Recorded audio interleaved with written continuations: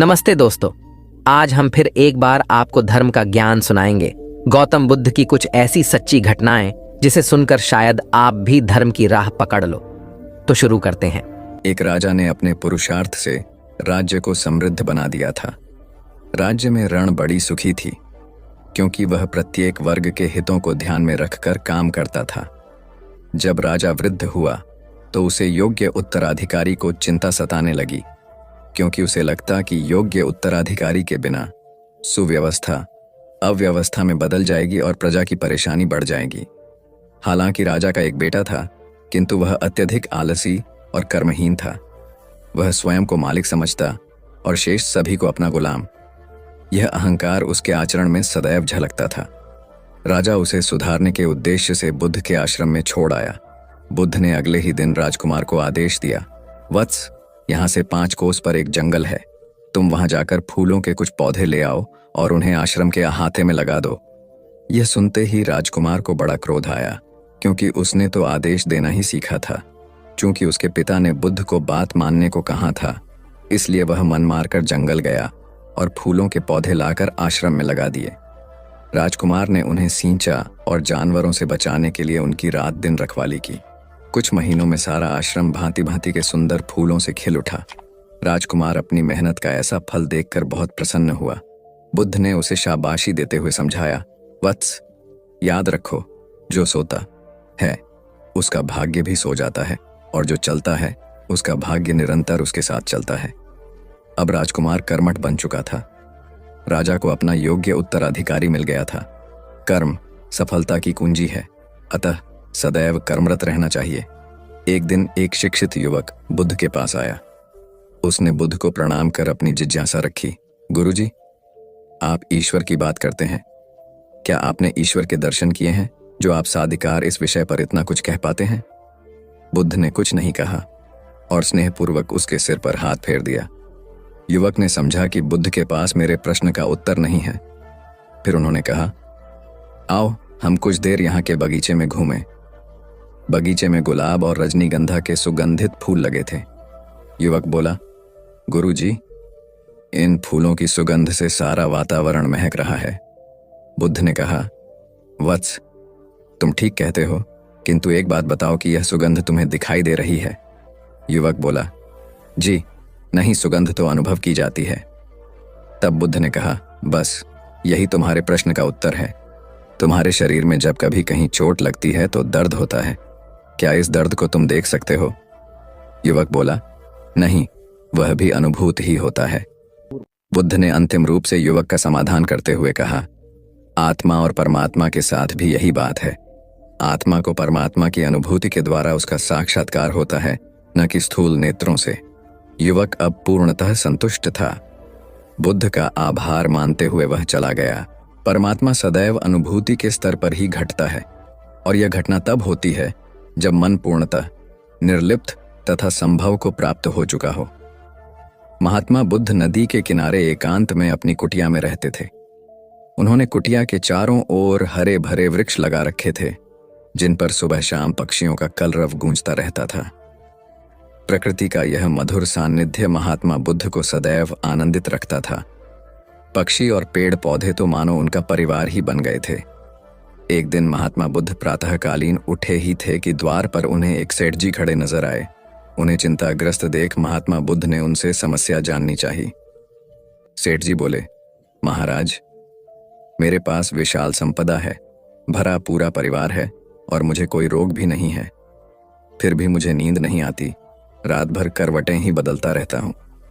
महात्मा बुद्ध ने आत्मीयता से सेठ जी के सिर पर हाथ फेरकर कहा, सेठ, तुम्हारे पास सब कुछ भले ही हो, किंतु वह नहीं है जो नींद के लिए आवश्यक है।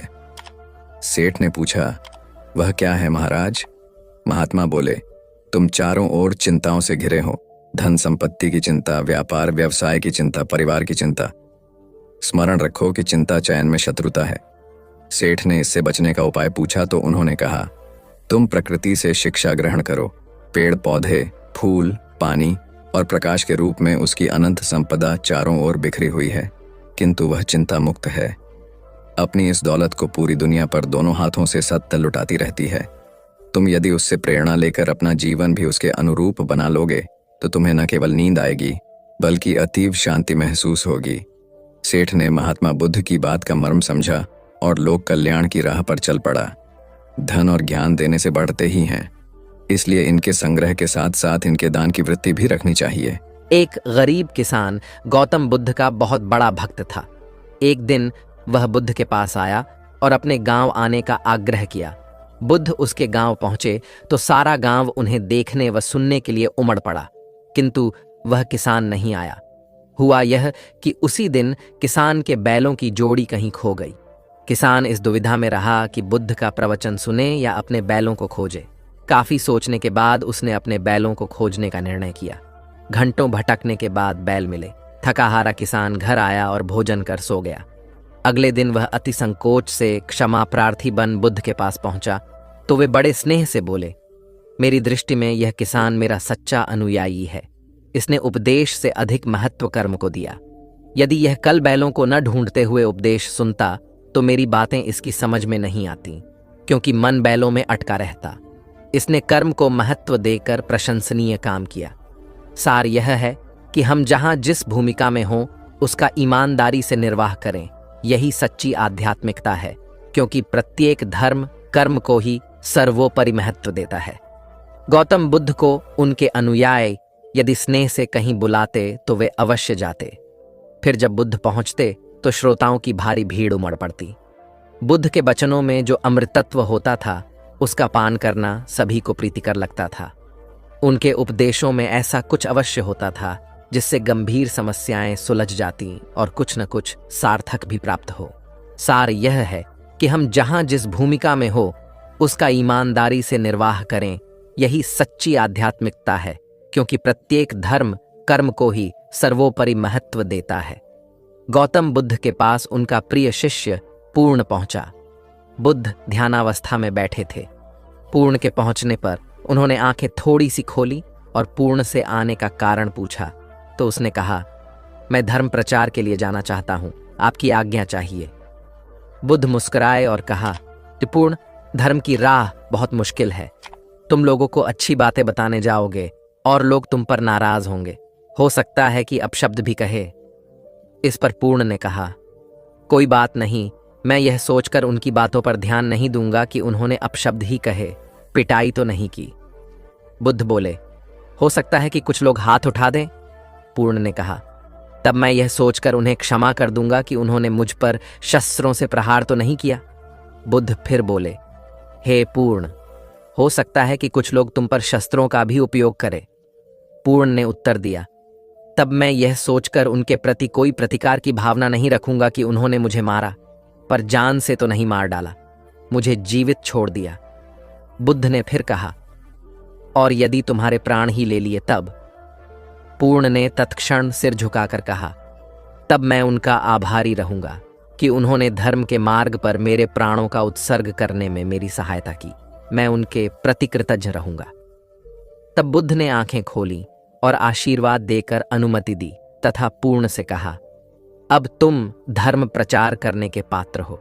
जो किसी में भी कोई दोष न देखे वही सच्चा है। अच्छाई के मार्ग पर चलना बहुत मुश्किल काम है। जो इस राह पर चलता है उसके मार्ग में अनेक बाधाएं आती हैं, लेकिन जो व्यक्ति किसी में भी दोष न देखे वही बाधाओं को सहजता से पार कर अपने लक्ष्य को पूरा कर पाता है। एक बार गौतम बुद्ध जब वन से गुजर रहे थे तब एक राक्षसी हाथ में तलवार लेकर प्रकट हुई और कहा, अरे बुद्ध, आज तुम्हारे प्रेम को मेरी घृणा के सामने झुकना ही पड़ेगा। आज तुम्हारे जीवन का अंतिम दिन है।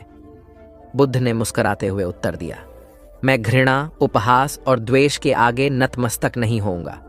मैं निंदा, प्रशंसा अथवा उपहास किसी से भी प्रभावित नहीं होता। तुम मुझसे इतनी घृणा करती हो, पर मैं तो तुमसे भी प्रेम करता हूं। राक्षसी ने पूछा, तुम मुझसे प्रेम क्यों करते हो? बुद्ध बोले, मैं तुम्हें मां का रूप देख रहा हूं और मां तो प्रेम का रूप होती है, उसमें हिंसा हो ही नहीं सकती। इतना सुनते ही राक्षसी के हाथ से तलवार गिर पड़ी। हे बुद्ध, तुम धन्य हो। इतना कहते ही बहदेवी में बदल गई और अंतर्धान हो गई। दरअसल जो लोग दूसरों से द्वेष करते हैं, अंत में एक दिन घृणा उन्हें नष्ट कर देती है। घृणा से घिरे हुए लोगों को एक दिन घृणा ले डूबती है। प्रेम सत्य के आवरण से ढका होता है।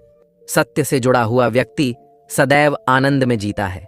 सत्य को केवल अपने तक सीमित मत रखो, उसे अपने कर्मों में ढालना होगा। सत्य रूपी गुलाब की खुशबू है कर्म। अपने कर्म को प्रेम और सत्य में डुबो कर करो। प्रेम और सत्य मनुष्य को विकास की ओर ले जाते हैं। ध्यान रहे कि ये दोनों मार्ग ईश्वर की ओर जाते हैं। इस मार्ग पर चलने वाले सहज में ही आनंद और शांति को पा लेते हैं। गौतम बुद्ध भ्रमण करते हुए वैशाली नगर के वन विहार में पहुंचे। उनके आगमन का समाचार पूरे नगर में फैल गया। कुछ ही समय में मानो पूरा नगर उनके दर्शन के लिए उमड़ पड़ा। बड़े व्यापारी, शिक्षाविद, समाज सेवी, अधिकारी और राज परिवार से जुड़े कई वरिष्ठ भी वहां पहुंचे। सभी की भावना थी कि तथागत बुद्ध अपने शिष्यों सहित उनके निवास पर पहुंचे एवं भोज का आमंत्रण स्वीकारें। बुद्ध सभी के निवेदन को सुन रहे थे और स्वभावगत मुस्कान के साथ आमंत्रण का आभार व्यक्त कर रहे थे। तभी वैशाली की यात गणिका आम्रपाली भी वहां पहुंची। वह बुद्ध की शिक्षा से प्रेरित होकर बहुत पहले ही अपनी गणिका वृत्ति त्याग चुकी थी। उसने भी बुद्ध को भोजन का आमंत्रण दिया। बुद्ध ने तत्काल उसे स्वीकार किया और अगले दिन भिक्षुओं सहित उसके घर आने की सहमति दे दी। बुद्ध के एक शिष्य को यह बात अच्छी नहीं लगी कि इतने सारे वरिष्ठों के निवेदन के बावजूद बुद्ध ने आम्रपाली का आमंत्रण स्वीकारा। शिष्य की दृष्टि में आम्रपाली गणिका होने से घृणित कर्म से जुड़ी रही थी। जब सभी लोग चले गए तब शिष्य ने पूछा, भगवान, इतने लोगों ने आपको न्योता दिया, फिर आपने आम्रपाली का ही आमंत्रण क्यों स्वीकारा? बुद्ध ने कहा, माना वह गणिका थी, लेकिन पश्चाताप की अग्नि में तपकर वह निर्मल हो चुकी है। यदि कोई व्यक्ति इस निर्मलता को प्राप्त कर ले तो वह उनसे भी श्रेष्ठ हो जाता है, जो ऐसे किसी घृणित कर्म में लीन न रहे हों। ऐसे व्यक्ति का आमंत्रण स्वीकारने में संकोच नहीं होना चाहिए। कोई व्यक्ति जब तक बुरे कामों में संलग्न रहता है तब तक उससे दूरी रहे तो ठीक है, लेकिन जो बुरे कामों को छोड़ दे उसे स्वीकार करने में संकोच नहीं करना चाहिए। इससे उसकी अच्छाई की ओर बढ़ने की भावना को बल मिलता है। गौबुद्ध के जीवन की एक घटना है। उन्होंने नियम बना रखा था कि वे अपने संघ में स्त्रियों को स्थान नहीं देंगे। स्त्रियों के लिए भिक्षु होने की दीक्षा उन्होंने वर्जित कर रखी थी। एक समय गौतम बुद्ध एक गांव में ठहरे हुए थे। वहां महाप्रजापति गौतमी उनके पास पहुंची। उन्होंने बुद्ध से कहा, आप स्त्रियों को भी दीक्षा दें। किंतु बुद्ध ने अस्वीकार कर दिया। अनेक स्त्रियां इकट्ठी हुईं और उन्होंने विचार किया कि कैसे गौतम बुद्ध से स्वीकृति प्राप्त की जाए। स्त्रियों ने निर्णय लिया कि स्वयं सेविकाएं बनकर गौतम बुद्ध के समक्ष पहुंचा जाए। गौतमी ने अपने बाल काटे, भिक्षु के वस्त्र पहने और अनेक स्त्रियों के साथ बुद्ध के सामने पहुंच गई। उनकी यह मांग थी कि स्त्रियों को भी दीक्षा दी जाए। बुद्ध ने उनकी बात को स्वीकार नहीं किया। स्त्रियां निराश हुईं। जब बुद्ध के एक शिष्य आनंद ने स्त्रियों को देखा, उनके पांव सूजे हुए थे, उन पर धूल चढ़ी हुई थी, उनकी आंखों से आंसू बह रहे थे। उन्होंने पूछा, क्या बात है? स्त्रियों ने कहा, बुद्ध उनके धर्म और नियम के अनुसार हमें भिक्षु होने की दीक्षा नहीं दे रहे हैं। जब आनंद ने व्यक्तिगत रूप से बुद्ध से निवेदन किया, बुद्ध को उन्होंने याद दिलाया, इस समय यह सामाजिक मान्यता है कि स्त्रियां मोक्ष की अधिकारी नहीं हैं, पुरुषों के मुकाबले निम्न हैं। तो क्या आप भी यह मानते हैं और इसलिए उन्हें दीक्षित नहीं कर रहे हैं? बुद्ध का उत्तर था, मुझे गलत न समझा जाए। मेरी मान्यता है कि पुरुष की तरह ही स्त्री भी निर्वाण प्राप्त कर सकती है, लेकिन मैं कुछ व्यावहारिक कारणों से स्त्रियों को संघ में शामिल करने और दीक्षा देने की स्वीकृति प्रदान नहीं कर रहा हूं। आनंद का उत्तर था, सिद्धांत और व्यवहार में परिवर्तन करना चाहिए। बुद्ध को बात जच गई और उन्होंने यह घोषणा की, जो स्त्रियां भिक्षु होना चाहेंगी उन्हें कुछ नियमों का पालन करना होगा। स्त्रियों ने स्वीकार किया और तब से स्त्रियां भी बौद्ध बनने लगीं। गौतम बुद्ध एक बार अपने शिष्यों के साथ प्रवास पर निकले। एक नगर से दूसरे नगर तक जाने की राह में वन पड़ता था। वन क्षेत्र में प्रवेश करने के साथ ही कुछ दूर चलने पर बुद्ध एक जगह रुक गए। पीछे आ रहे शिष्यों का समूह भी उन्हें देख उसी स्थान पर रुका, लेकिन वहां रुके रहना शिष्यों के लिए मुश्किल हो गया, क्योंकि सामने एक क्षत विक्षत शव पड़ा था और उसकी दुर्गंध वातावरण में फैल रही थी। शिष्यों ने अपने वस्त्र से नाक बंद कर ली, लेकिन बुद्ध शव की ओर टकटकी लगाए देखते रहे। एक शिष्य ने साहस कर विनम्रतापूर्वक गौतम बुद्ध से अनुरोध किया, भगवान, यहां से शीघ्र चलना ही उचित होगा। यहां शव पड़ा है और बहुत दुर्गंध आ रही है। बुद्ध मुस्कराए और शिष्यों की ओर उन्मुख होते हुए बोले, बताइए, इस सब में सौंदर्य दिखाई देता है? शिष्यों ने कहा, भगवान, ये कैसा प्रश्न है? सौंदर्य और शव में? जीवन था तब तक सौंदर्य, अब तो सब समाप्त हो गया। बुद्ध ने शव की ओर इशारा करके बताया, देखो, जब कभी यह व्यक्ति जीवित रहा होगा, इसकी दंत पंक्तियां अद्वितीय रही होंगी। मृत्यु के बाद भी इसके दंत देखकर यही साबित होता है।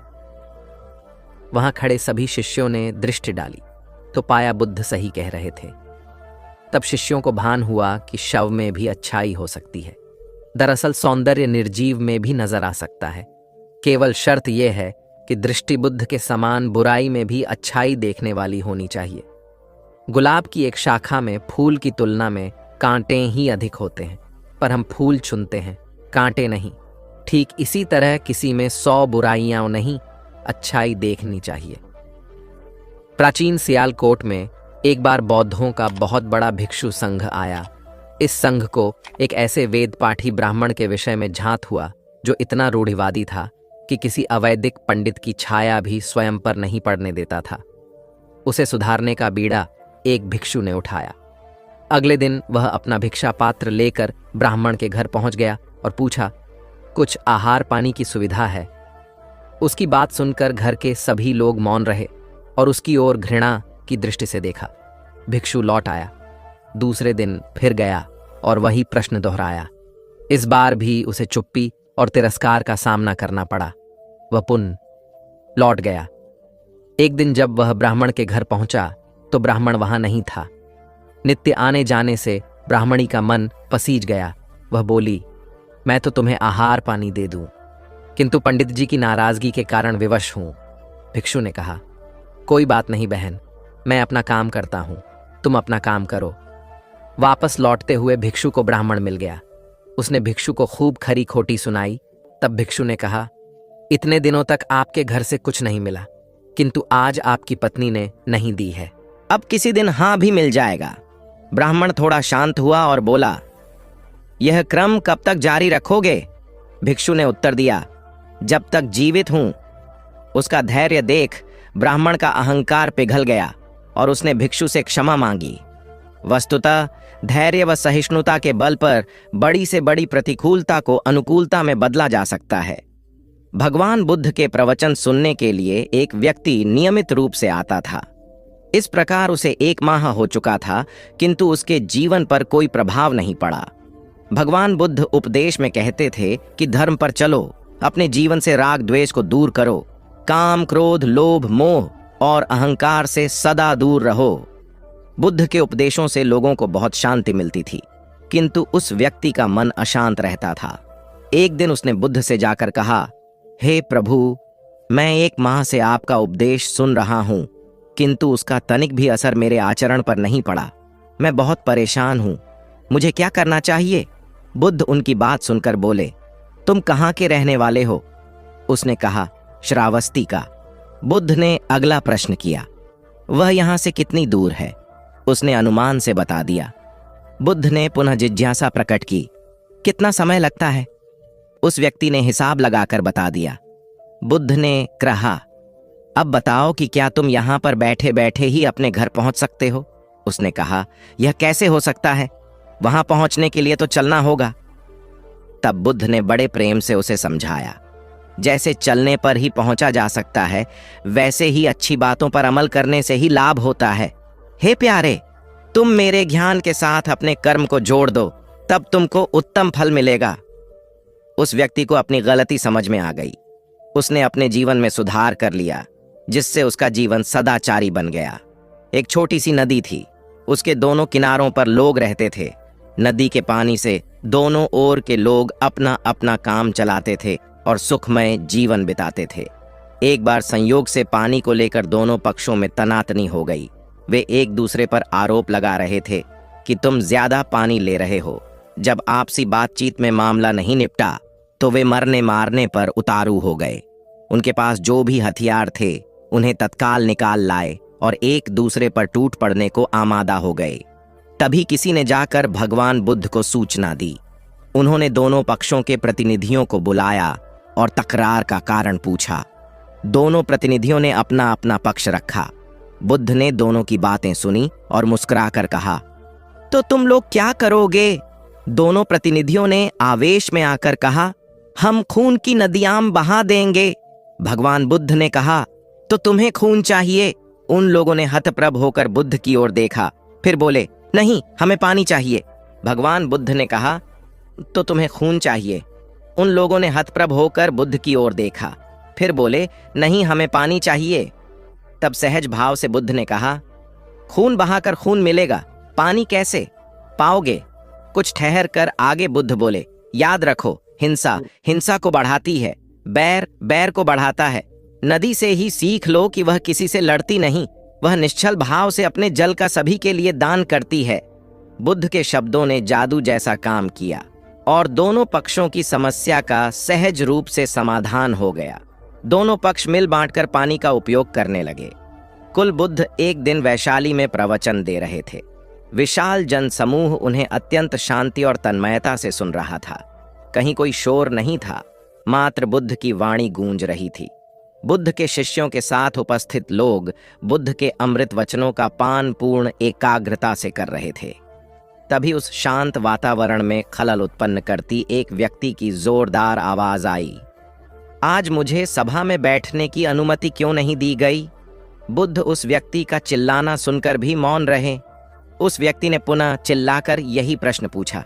बुद्ध ने नेत्र बंद कर लिए। उनका एक शिष्य बोल उठा, भगवान, बाहर खड़े अपने इस शिष्य को अंदर आने की अनुमति दीजिए। बुद्ध ने नेत्र खोलकर कहा, नहीं, यह अस्पृश्य है। शिष्यगण बुद्ध के मुंह से अस्पृश्य शब्द सुनकर विस्मित हुए और उन्होंने पूछा, वह अस्पृश्य क्यों? कैसे? भगवान, आपके धर्म में तो जात पात का भेद नहीं है। बुद्ध बोले, आज यह क्रोध में आया है। क्रोध से जीवन की एकता भंग होती है। क्रोध ही मानसिक हिंसा करता है। किसी भी कारण से क्रोध करने वाला अस्पृश्य है। उसे कुछ देर तक स्मरण कर लेना चाहिए कि अहिंसा परम धर्म है। कथा का उपदेश यह है कि क्रोध एक असात्विक भाव है जो कर्ता और भोक्ता दोनों के लिए हानिकारक होता है। इससे बचते हुए शांति से विचारने व कार्य करने की प्रवृत्ति अपनानी चाहिए। शांत मन और मस्तिष्क ही विवेकपूर्ण निर्णय लेने में सक्षम होते हैं। बौद्ध संघ के एक भिक्षु को कोई गंभीर रोग हो गया। उसकी हालत इतनी खराब हो गई कि वह चल फिर भी नहीं सकता था और मल मूत्र में लिपटा पड़ा रहता था। उसकी यह हालत देख उसके साथी भिक्षु भी उसके पास नहीं आते और घृणा से मुंह फेर कर आसपास से निकल जाते थे। कुछ दिनों बाद बुद्ध को यह बात पता चली तो वे तत्काल अपने प्रिय शिष्य आनंद के साथ उस भिक्षु के पास पहुंचे। उसकी दयनीय दशा से उन्हें घोर कष्ट हुआ। उन्होंने भिक्षु से पूछा, तुम्हें कौन सा रोग हुआ है? भिक्षु बोला, भगवान, मुझे पेट की बीमारी है। बुद्ध ने स्नेह से उसके सिर पर हाथ फेरते हुए प्रश्न किया, क्या तुम्हारी परिचर्या करने वाला कोई नहीं है? भिक्षु की ना सुनते ही बुद्ध ने आनंद से कहा, पानी लेकर आओ, हम लोग पहले इसका शरीर स्वच्छ करेंगे। आनंद पानी लेकर आए। फिर बुद्ध ने भिक्षु के शरीर पर पानी डाला और आनंद ने उसके मल मूत्र को साफ किया। अच्छी तरह धो पोंछ कर बुद्ध ने भिक्षु के सिर को पकड़ा और आनंद ने पैरों को। इस प्रकार उसे उठाकर चारपाई पर लिटा दिया।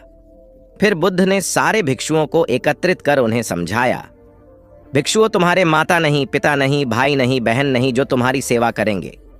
यदि तुम परस्पर एक दूसरे की सेवा और देखभाल नहीं करोगे तो फिर कौन करेगा? याद रखो, जो रोगी की सेवा करता है वह ईश्वर की सेवा करता है। दीनहीन के प्रति करुणा व सेवा का भाव इस जगत को बुद्ध का सबसे बड़ा संदेश है जो प्रत्येक देश, काल, परिस्थिति में प्रासंगिक है। गौतम सिद्धार्थ बुद्धत्व प्राप्त करके महात्मा बुद्ध बन गए। सत्य, अहिंसा और दया की मूर्ति बुद्ध अपने शिष्यों के साथ एक गांव में पहुंचे। कुछ अज्ञानी लोग उनके विरोधी थे। वे बुद्ध को अपशब्द कहने लगे। बुद्ध के शिष्यों को बहुत बुरा लगा। मगर बुद्ध ने उन्हें समझाया, ये लोग तो केवल अपशब्द ही कह रहे हैं। अगर ये पत्थर भी मार रहे होते तो भी मैं कहता कि मारने दो। मैं जानता हूं कि ये लोग कुछ कहना चाहते हैं, लेकिन क्रोध के मारे वह कह नहीं पा रहे हैं। 10 साल पहले यदि यही लोग मुझे गाली देते तो मैं इन्हें भी गाली देता, लेकिन अब तो लेन देन से मुक्ति मिल चुकी है। क्रोध से अपशब्द निकलते हैं। यहाँ तो क्रोध भवन कब का ढह चुका है। अपशब्द कहने वाले बड़ी मुश्किल में पड़ गए। तभी बुद्ध ने अपने शिष्यों से पूछा, इस गांव में कुछ लोग अपशब्द कह रहे हैं, इन्हें बताओ कि वहां के लोग फल और मिठाइयां लेकर आए थे। बुद्ध ने पूछा, फिर मैंने क्या किया था? शिष्यों ने बताया, आपने सारे फल और मिठाइयां यह कहकर वापस कर दी कि अब लेने वाला विदा हो चुका है, इन्हें वापस ले जाओ। आपने कहा था कि 10 साल पहले आते तो मैं सारे उपहार ले लेता। बुद्ध ने पूछा, फिर उन लोगों ने मिठाइयों का क्या किया होगा? शिष्यों ने बताया, गांव में बांट दी होगी। बुद्ध बोले, उन लोगों ने मिठाइयां गांव में बांट दी, लेकिन मैं उन लोगों से कहूंगा कि अपशब्द में न बांटें। बुद्ध फिर बोले, ये लोग अपशब्दों के थाल सजाकर लाए हैं, लेकिन ये गलत आदमी के पास आ गए हैं। ये मुझसे क्रोध नहीं करवा सकते। ठीक खूंटी की तरह जो किसी को नहीं टांगती, लोग उस पर वस्त्र टांग देते हैं। एक बार जैतवन के सभी ग्रामवासी भगवान बुद्ध के दर्शन करने और उपदेश सुनने के लिए एकत्र हुए। उस समय महाकश्यप, मौदगल्यायन, सारिपुत्र, चुंद और देवदत्त जैसे प्रबुद्ध जन बुद्ध के साथ धर्म विषय गंभीर चर्चा में तन्मय थे। ग्रामवासी थोड़ा ठिठक कर खड़े हो गए, क्योंकि इतने ज्ञानी जनों के बीच उन सभी को असहज सा महसूस हो रहा था। कुछ देर बाद बुद्ध की दृष्टि इन ग्रामवासियों पर पड़ी। उन्होंने तुरंत धर्म चर्चा रोक दी। प्रबुद्ध जन बुद्ध के इस व्यवहार पर चकित हो उठे और प्रश्नात्मक दृष्टि से उनको ओर देखा। बुद्ध अनाथ पिंडक नामक जिज्ञासु से बोले, भद्र, उठो, सामने ब्राह्मण मंडली खड़ी है, उन्हें आसन दो और आतिथ्य की सामग्री ले आओ। अनाथ पिंडक ने पीछे मुड़कर देखा तो उसे ब्राह्मण मंडली तो कहीं नहीं दिखी। मैले कुचैले या फटे वस्त्रों में खड़े ग्रामवासियों का झुंड दिखाई दिया। पिंडक ने शक्ति स्वर में कहा, देव, उन लोगों में एक भी ब्राह्मण नहीं है। ये सभी तो निम्न जाति के हैं, कई तो इनमें शूद्र हैं। बुद्ध गंभीर होकर बोले, पिंडक, जो व्यक्ति सदा श्रद्धावान है वह ब्राह्मण ही है। ये लोग प्रयोजन के लिए भावयुक्त होकर आए हैं, इसलिए इस समय तो ये ब्राह्मण ही हैं। अथ तुम इनका समुचित सत्कार करो। कथा का इंगित यह है कि व्यक्ति जन्म से नहीं, कर्म से ब्राह्मण होता है। जो सद्गुणी हों और सत्कर्मी हों, वे शूद्र जाति में जन्मने के बावजूद ब्राह्मण हैं तथा उसी रूप में उनका आदर किया जाना चाहिए। यदि जीवन का संतुलन बिगड़ा और थकान आई तो समझ लीजिए कि बीमारी आई, और यदि वापस ऊर्जा अर्जित करने के लिए विश्राम किया जा रहा है तो ऐसी थकान वरदान भी साबित हो सकती है। इन दिनों जिस तरह की हमारी जीवन शैली है, इसमें असंतुलन बहुत अधिक है। सुबह उठने से लेकर रात को सोने तक शरीर की कुछ नियमित क्रियाएं हैं, आदमी उसे भूल गया है। गौतम बुद्ध बहुत काम करते पर कभी थकते नहीं थे। आज भी कई साधु संत उतना ही परिश्रम कर रहे हैं जितना एक कॉर्पोरेट जगत का सफल व्यक्ति करता है, और जब वे रात को सोते हैं तो पूरी बेफिक्री के साथ। बुद्ध से उनके शिष्यों ने एक बार पूछा था, आप थकते नहीं? बुद्ध का उत्तर था, जब मैं कुछ करता ही नहीं तो थकूंगा कैसे? बात सुनने में अजीब लगती है, लेकिन है बड़ी गहरी। अध्यात्म ने इसे साक्षी भाव कहा है। स्वयं को करते हुए देखना, यह वह स्थिति होती है जब तन सक्रिय और मन विश्राम की मुद्रा में होता है। आज ज्यादातर लोग असमय, अकारण थक जाते हैं, जिसका एक बड़ा कारण असंतुलित जीवन है। एक होता है थकान को महसूस करना और दूसरा है स्वाभाविक थकान। जिस समय आपकी रुचियों, इच्छाओं और मूल स्वभाव में धीमापन आने लगे, अकारण चिड़चिड़ाहट हो जाए, समझ लें कि यह थकान बीमारी है। इसलिए प्रतिदिन योग, प्राणायाम और ध्यान करें। ये क्रियाएं अपने आप में एक विश्राम हैं। करने वाला कोई और है, हम तो महज उसके हाथों की कठपुतली हैं। ये मनोभाव भी थकान को मिटाएगा। क्या दिक्कत है ऐसा सोच लेने में? महात्मा बुद्ध ज्ञान प्राप्ति के लिए घोर तप में लगे थे। उन्होंने शरीर को काफी कष्ट दिया, यात्राएं की, घने जंगलों में कठिन साधना की, पर आत्मज्ञान की प्राप्ति नहीं हुई।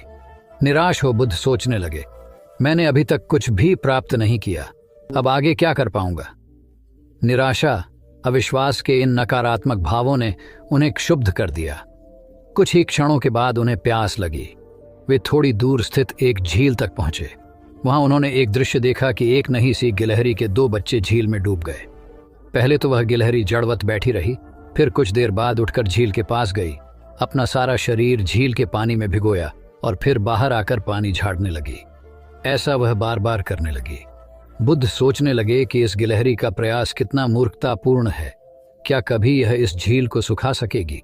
किंतु गिलहरी का यह क्रम लगातार जारी था। बुद्ध को लगा मानो गिलहरी कह रही हो कि यह झील कभी खाली होगी या नहीं, यह मैं नहीं जानती, किंतु मैं अपना प्रयास नहीं छोड़ूंगी। अतः उस छोटी सी गिलहरी ने भगवान बुद्ध को अपने लक्ष्य मार्ग से विचलित होने से बचा लिया। वे सोचने लगे कि जब यह नन्ही गिलहरी अपने लघु सामर्थ्य से झील को सुखा देने के लिए दृढ़ संकल्पित है तो मुझ में क्या कमी है, मैं तो इससे 1000 गुना अधिक क्षमता रखता हूं। यह सोचकर गौतम बुद्ध पुनः अपनी साधना में लग गए और एक दिन बोधिवृक्ष तले उन्हें ज्ञान का आलोक प्राप्त हुआ। यह कथा असफलता के बावजूद प्रयासों की निरंतरता पर बल देती है।